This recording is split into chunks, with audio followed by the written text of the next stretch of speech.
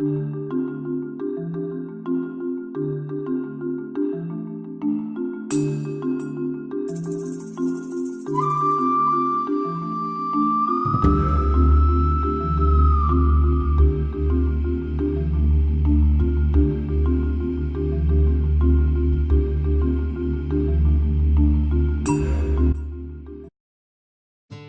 Paul Nagle, just your regular average guy.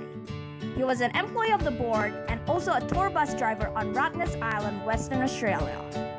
On the 16th of October 1977, on a hot, sunny day, Nagle decided to go for a swim in the reserve. Nagle climbed up to a partially submerged rock, took a leap of faith. He believed he could fly, defying gravity, but he hit a rock. A getaway that turned out to be a complete disaster for Nagle. He became a quadriplegic. Nagle then appealed against Rottnest Island Authority for being negligent to the High Court of Australia.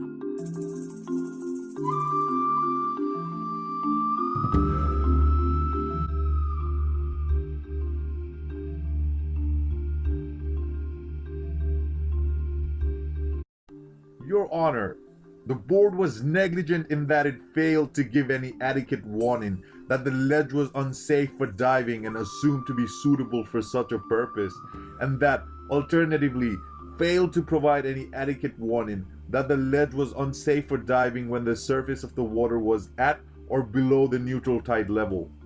The board must have had full knowledge of the topography of the basin and of the circumstances which might affect the safety of the public who were accustomed to using it.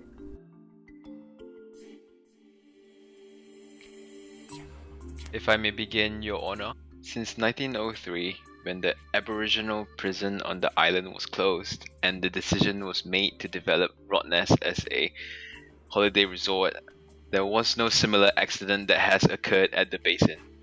There was no evidence to establish that the presence of the rocks from where the appellant dived constituted a hidden danger to swimmers. It should come into important notice that the basin is a natural pool surrounded by a wave platform. The plaintiff says that it's negligence on the part of the board of Rottnest Authority. I say it's negligence in hindsight of the plaintiff. The rocks beneath the waters are clearly visible for all to see. To add to my associate here, the rocks are large and the waters are clear in those parts. The verdict from the previous appeal was to install a sign to prevent others from jumping into the basin, which might have been prominent enough a verdict. According to the board's manager, who'd been in the office for 19 years, he stated that there was nobody that had a diving accident and suffered the kind the plaintiff suffered. The plaintiff should have exercised with reasonable care and would not have dived in the first place. In the circumstances which I have recited, I am unable to hold the board was under any duty to the public to erect a sign prohibiting or warning against diving into the rocks adjacent to the eastern wave platform. And that is all. Thank you, Your Honor.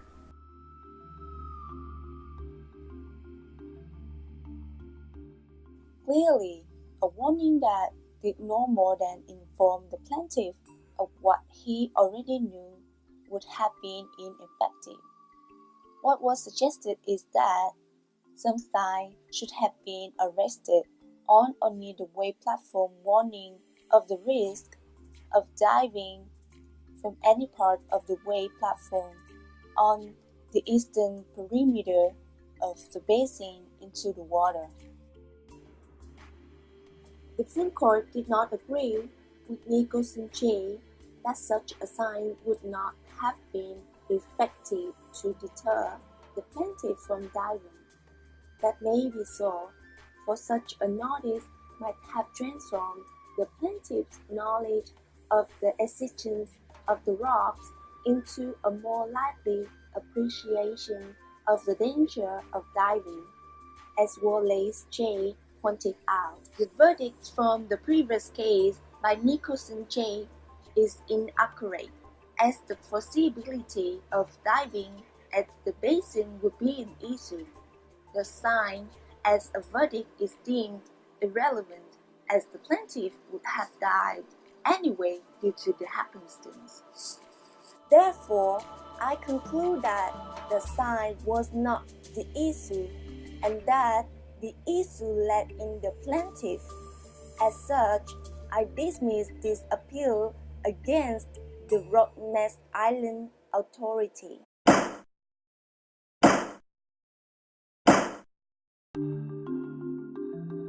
In conclusion, the court decided that Rottnest Island Authority was not held responsible for Nagle's injury.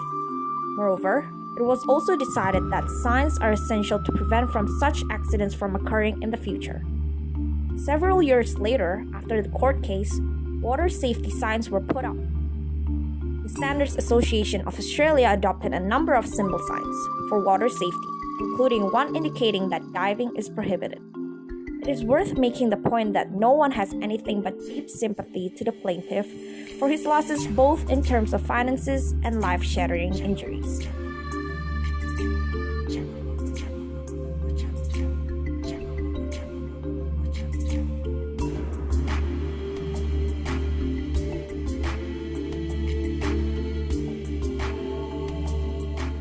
Hi! Thank you for watching. I hope you enjoyed watching it as much as we have enjoyed creating it. So I'm Crystal and Khong Wae, Prateek, my Phuong Lam. And have a nice day!